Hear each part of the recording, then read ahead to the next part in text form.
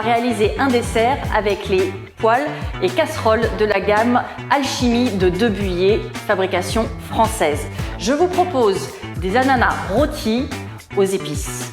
Et pour ça, on va faire un bon caramel et ma poêle Alchimie, c'est vraiment ce qu'il y a de mieux pour bien réussir son caramel. On chauffe la poêle et on va venir mettre du sucre pour faire un caramel à sec.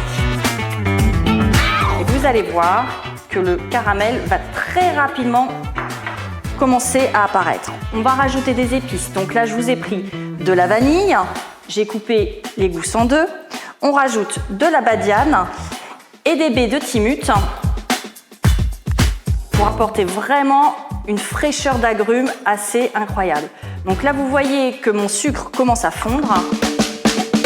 Je vais rajouter encore un tout petit peu de sucre.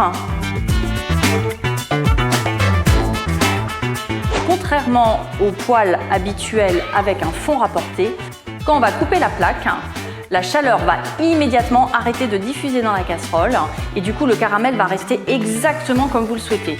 Avec un fond rapporté, vous avez une inertie de température et du coup votre caramel continue à bouillir. Et généralement, c'est une surcuisson à la clé. Donc là, vous voyez, ça se présente bien.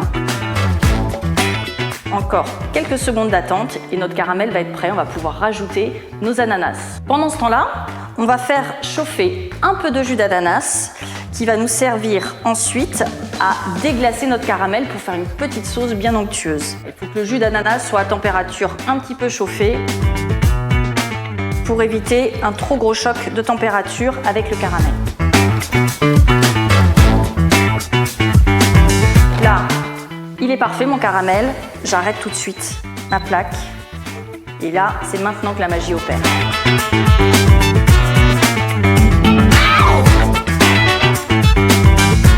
Donc maintenant, on a éteint notre plaque. Notre caramel est encore évidemment bien chaud. On va pouvoir venir rajouter délicatement nos tranches d'ananas qui vont rôtir dans ce caramel infusé de parfums délicieux de vanille, de badiane et de timut. On laisse quelques instants rôtir d'un côté et puis ensuite on va retourner nos tranches dans la poêle.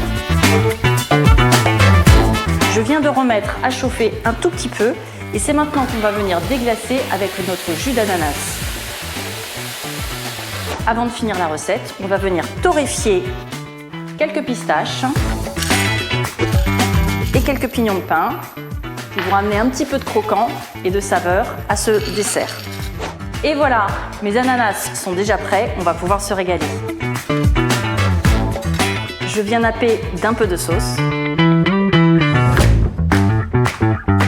Et on va venir rajouter quelques pistaches et quelques pignons de pain. Et pour amener un petit peu de fraîcheur, on va mettre quelques zestes de citron vert.